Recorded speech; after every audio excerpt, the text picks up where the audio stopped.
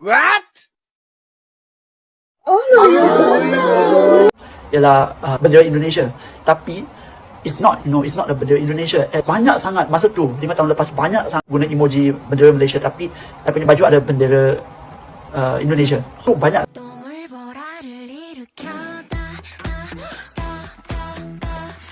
Politik menggambar reformasi pendidikan Malaysia. Pendidikan Malaysia tertinggal dari membuat beberapa anak yang bersekolah di sekolah umum tertinggal pendidikannya. Bahkan ada anak kelas 2 SD yang masih belum bisa mengeja dan membaca. Bagi kemajuan pendidikan di Malaysia membuat skor PISA Malaysia turun di semua mata pelajaran. Menebak seragam sekolah setiap negara. Seragam negara mana? Kayaknya gue tahu dah. Ironis, 29 murid SMP negeri di Pangandaran, Jawa Barat ternyata belum bisa membaca. Ratusan siswa di SMP Bali tak bisa baca, tapi jago sosmed. Miris. Come on over if you wanna have a good time. No more playing around, but now's the time to cross the line. Show me what's inside that soul, I'll let you feel mine. Come on, and said I'm... Oh hai, oh halo, hai semuanya, apa kabar teman-teman? Jumpa lagi bersama Sari di channel ini. Sari doakan dimanapun kalian berada, tetap diberikan kesehatan, dipermudahkan, dilancarkan segala urusannya, amin. Ini ada satu video yang saya jumpai ya. Dia ini membahas lagi video dia yang sudah 5 tahun yang lalu.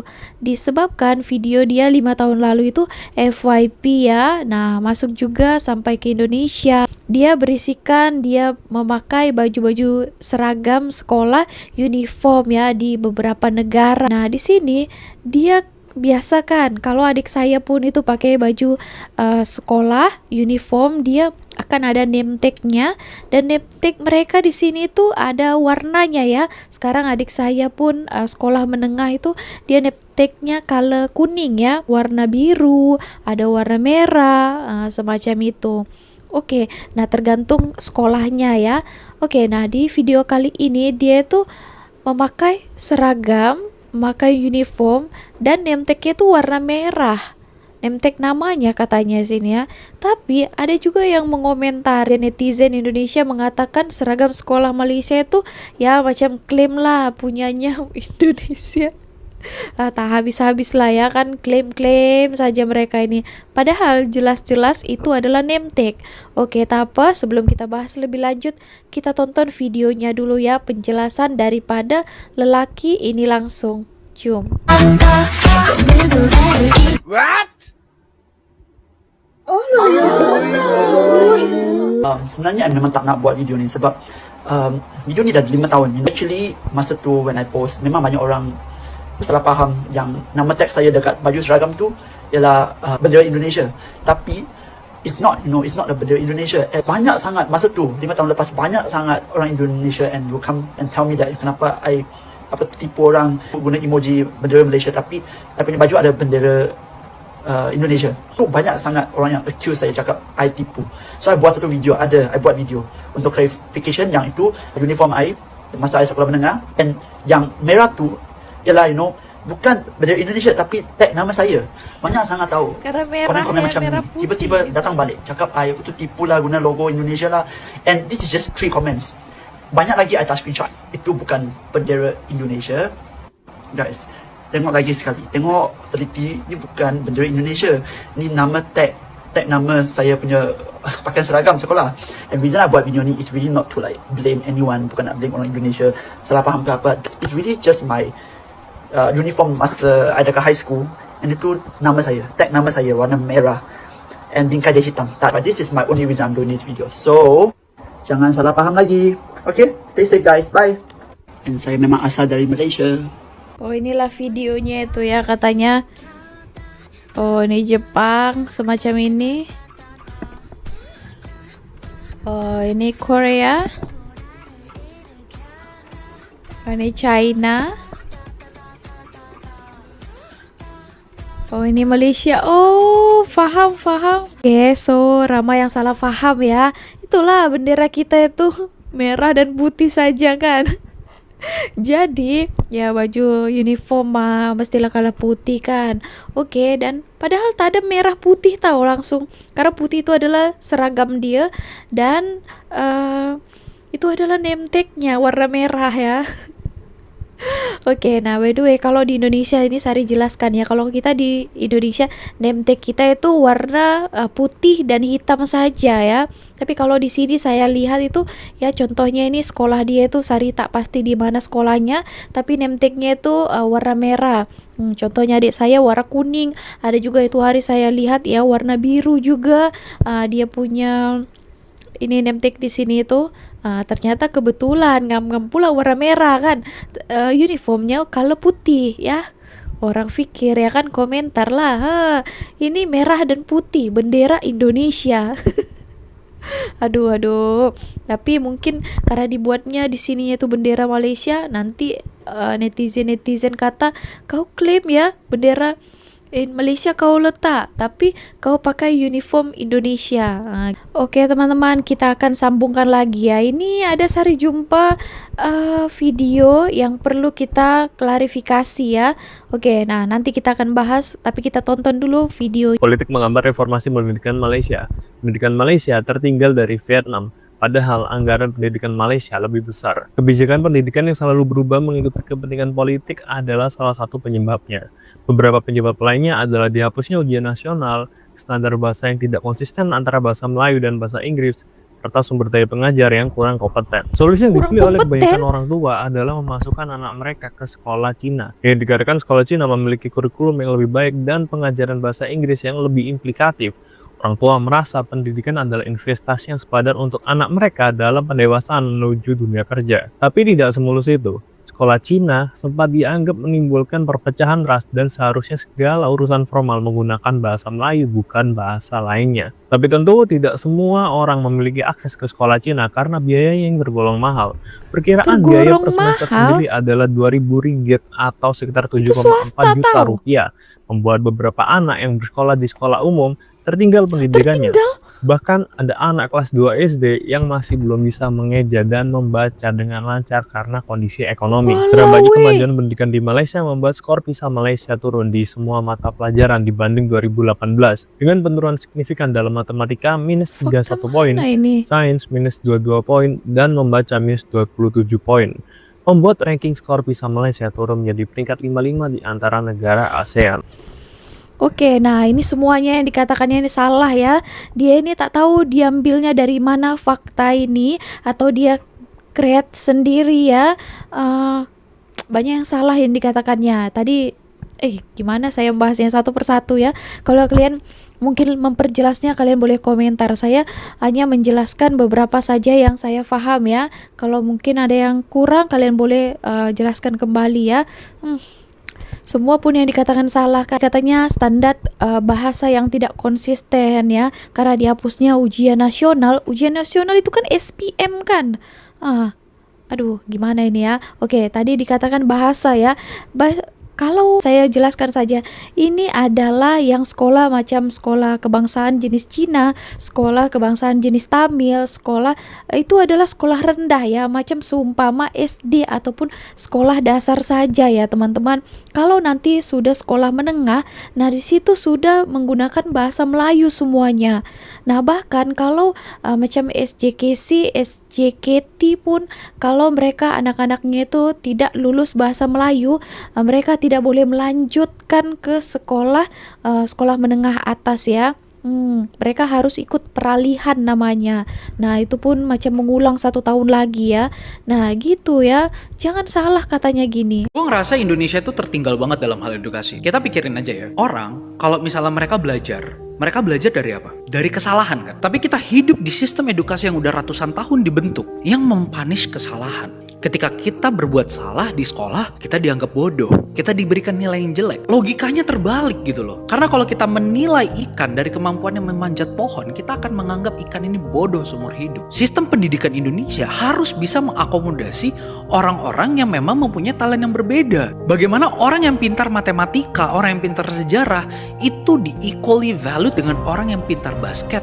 Orang yang pintar pemecahan masalah logik. Mungkin dia nggak bisa matematika, tapi ternyata mungkin lain, dia sangat pintar public speaking. Dan itu adalah bagaimana kita tidak menciptakan hanya robot, tetapi generasi baru yang bisa mengubah bangsa Indonesia. So wake up people. Nah, dikatakan tadi kurang sumber daya pengajar yang kurang kompeten. Hah? Dari mana lagi fakta ini ya? Itu maksudnya adalah gurunya yang tidak beres, tak kompeten katanya. Aduh, tak tahu data dari mana ini ya. Tak adalah seperti itu ya. Katakan tadi sekolah Cina dianggap perpecahan ras dan harganya per bulan 2.000 ringgit karena mahal. Jadi semua tidak sanggup katanya. Katanya, hah? Ini dia maksud ini sekolah swasta kok kan? Ini kalau swasta beza lagi ya. Di Indonesia pun sekolah swasta pun ada juga kan, sekolah internasional pun ada juga. Nah, itu bayar mahal. Dan juga tak semua orang Indonesia sanggup untuk masuk ke sana ya. Ini yang kalau di Malaysia ini tolong dipahami, hanya sekolah dasarnya sahaja. Kalau SMP, SMA itu semuanya sekolah kebangsaan ya, sekolah pemerintah. Gitulah ya. Di garis bawah ya, kalau untuk sekolah jenis kebangsaan ataupun sekolah kebangsaan itu tidak ada bayar sampai 2.000 ringgit katanya. 7 juta itu adalah sekolah swasta. Mohon difahami ya, di sini tuh kalau pendidikan itu percuma alias gratis ya. Nah, mohon difahami kalian orang-orang yang sudah termakan berita-berita hoax atau statement yang tidak betul daripada orang ini. Sayangnya kita harus akui bahwa level berpikir di pendidikan di Indonesia kita masih berhenti di level 1. Satu fakta yang saya pun buat geram ya. Tadi katanya bahkan ada anak yang kelas 2 SD macam setara darjah 2 katanya. Tak tahu membaca. Dari mana ini ya? Kalau di sini tadika lagi ya, TK taman kanak-kanak lagi di sini sudah tahu membaca ya. Anak saya pun umur 2 tahun lebih saja sudah masuk tadika ya dan belajar juga. Dari mana ini ya? Ini dia membicarakan negara kita sendiri atau bagaimana ya? Sedangkan sudah kita tahu ya, banyak juga berita yang sekarang diketahui ramainya orang Indonesia ataupun murid-murid kita itu yang belum lagi tahu membaca. Nah, ada buktinya nanti kita lihat, tak tahu berhitung, dijawab pertanyaan-pertanyaan yang simple saja pun mereka tak tahu menjawabnya. Tapi berputar-putar, aku bingung sendiri melihat ratusan siswa SMP di Buleleng tidak bisa baca tulis. Guys, ratusan siswa di SMP Bali tak bisa baca, tapi jago sosmed. Miris banget. Inilah potret pendidikan di negeri ini. Ironis, 29 murid SMP negeri di Pangandaran, Jawa Barat ternyata belum bisa membaca. Nih, viral banyak siswa SMP tidak bisa membaca, bukti pendidikan Indonesia sedang tidak baik-baik saja, source of Lambe Turah. Sekarang kalau udah kayak gitu gimana? Kasihan kan anak-anaknya? Ini tak tahu berkaca sendiri, memberikan fakta yang tidak betul terhadap negara lain ya. Aduh, dari mana lah ini dapat dia ini berita ini gini, hoax ya. Sebut negara-negara yang ada di Eropa, nanti orang terakhir bakal menang 200.000, tapi kalau nggak bisa jawab atau salah, itu keluar. Mulai dari kamu, 1. Garut. Lah, negara di Eropa. Oh, negara Eropa. Ayo, sepak bola timnas banyak. Oh, ya, Indonesia. Eropa. Ayo, Inggris 1. Amerika. Enggak, aku kasih kesempatan deh. Satu lagi. Menengah ya. Bukan, Amerika bukan. Jerman. Brazil bukan, satu lagi deh. Nyawanya satu lagi. Australia. Keluar. Belanda. Ayo, nyawanya tinggal 1. Polandia bisa. Filipina. Out. Filipina itu Asia Tenggara. Vietnam. Tenggara.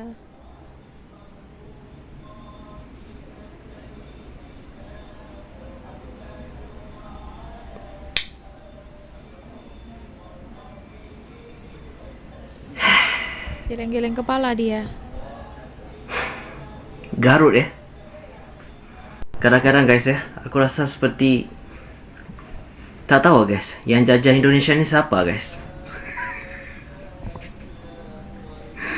Aku rasa kalau ditanya orang yang tidak tahu pasal geografi, mereka tahu guys. Tapi aku tak tahu guys, gimana pelajar-pelajar di Indonesia nih guys ya. Mungkin mereka ini terlampau pandai sampai jadi nggak tahu guys ya, negara Eropa. Kalian komentar guys. Menebak seragam sekolah setiap negara. Seragam negara mana? Kayaknya gue tahu dah. Yang tengah-tengah perempuan itu guys, yang dikuncir kuda, ada biru-birunya bajunya. Itu kayaknya baju dari sekolah di Malaysia deh. Cek.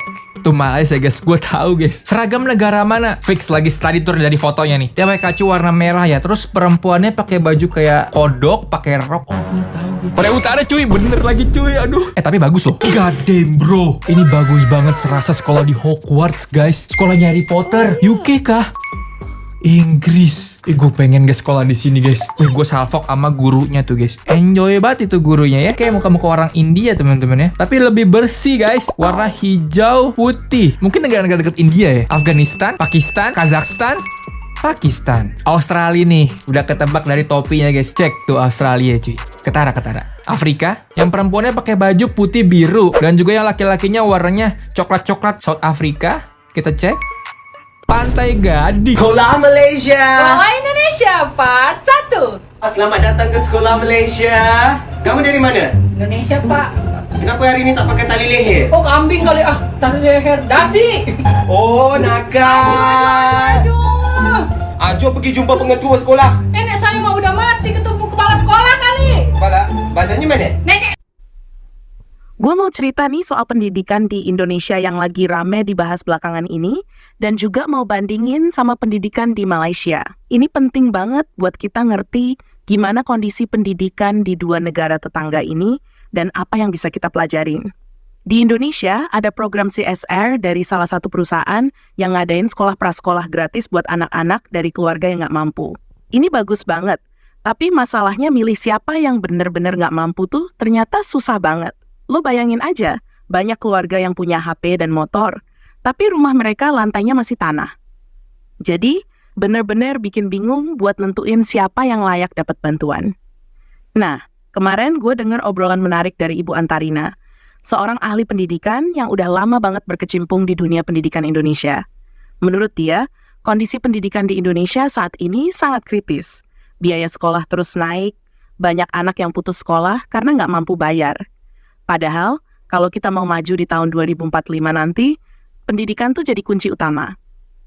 Semua orang setuju, pendidikan itu penting banget buat masa depan negara kita. Ibu Antarina bilang, perubahan dalam pendidikan itu harus cepat dilakukan, karena industri lain juga berubah dengan cepat.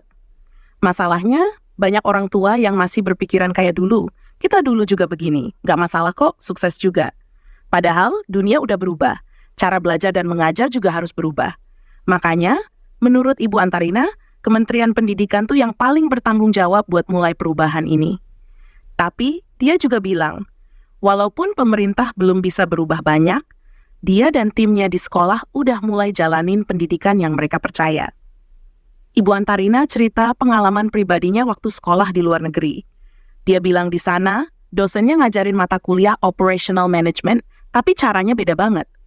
Bukannya ngajarin rumus-rumus doang, dosennya malah ngajarin pakai puisi, dan ngajarin buat ngerti gimana caranya dapat rumus, bukan cuma hafalin rumus doang. Dari situ dia sadar pendidikan kita tuh harus berubah. Kita harus ngajarin anak-anak buat mikir kritis, nyari solusi sendiri, dan ngerti konsep-konsep yang dipelajarin, bukan cuma ngafal doang. Sekarang, di sekolah yang dia dirikan, anak-anak diajarin buat milih sendiri, berpikir kritis, dan ngerti gimana caranya ngasih kontribusi buat masyarakat. Jadi, mereka bukan cuma belajar buat dapat nilai bagus, tapi juga buat ngerti dan bisa ngelakuin hal-hal nyata. Misalnya, anak-anak diajak buat bikin proyek yang berhubungan sama minat mereka. Kalau ada yang suka mobil, mereka disuruh bikin proyek tentang mobil, nyari masalah apa yang bisa dipecahin, dan gimana caranya bikin solusi yang bermanfaat buat masyarakat. Menurut Ibu Antarina, sistem penilaian di sekolah juga nggak boleh cuma ngelihat dari skor aja. Yang penting tuh gimana anak-anak bisa ngerti konsep dan aplikasiin di berbagai konteks. Makanya, dia nggak setuju kalau penilaian cuma dari skor standar. Dia lebih setuju anak-anak dinilai berdasarkan kemampuan mereka dalam aplikasiin ilmu yang mereka pelajari ke situasi nyata. Jadi kalau ada anak yang nilainya belum bagus, dia bilang itu bukan gagal. Anak itu masih punya kesempatan buat belajar lagi sampai dia benar-benar ngerti. Masalahnya, banyak orang tua yang masih ngeliat nilai anak doang. Jadi, susah buat ngerubah mindset mereka. Mereka harus ngerti kalau yang penting tuh kemampuan hidup anak-anak, bukan cuma nilai bagus doang. Orang tua juga harus mulai ngedukung perubahan ini dengan ngasih kesempatan anak-anak buat belajar dengan cara yang lebih kreatif dan inovatif. Sebenarnya perubahan ini nggak bisa cuma datang dari sekolah atau pemerintah aja. Semua pihak harus terlibat, termasuk orang tua dan masyarakat. Kita harus kerja bareng-bareng buat ngebangun sistem pendidikan yang lebih baik, yang bisa ngasih kesempatan buat semua anak Indonesia buat berkembang sesuai potensi mereka masing-masing. Nah, sekarang kita lihat Malaysia.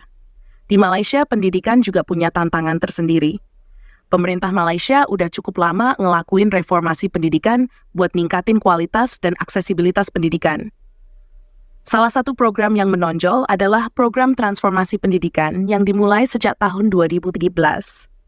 Program ini fokus buat ningkatin kualitas guru, infrastruktur sekolah, dan kurikulum yang lebih relevan dengan kebutuhan industri.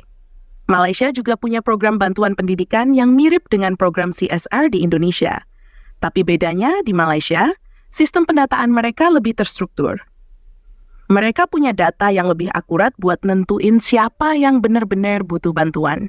Selain itu, Malaysia juga lebih fokus pada pendidikan teknis dan vokasional buat nyiapin siswa langsung masuk ke dunia kerja.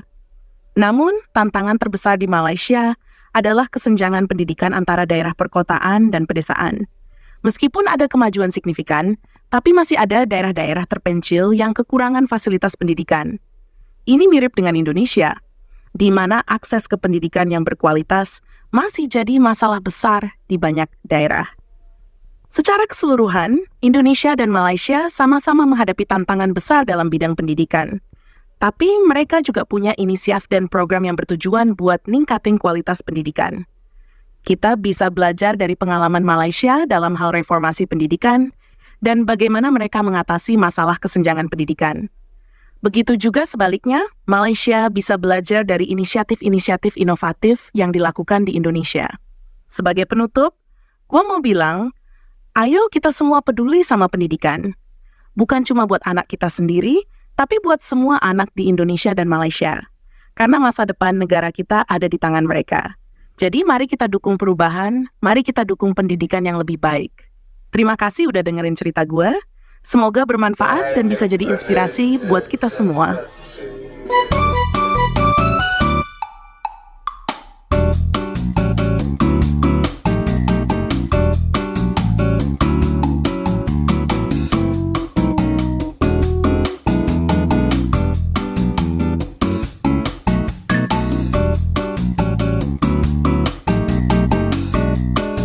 Kenapa sistem pendidikan kita itu sampah?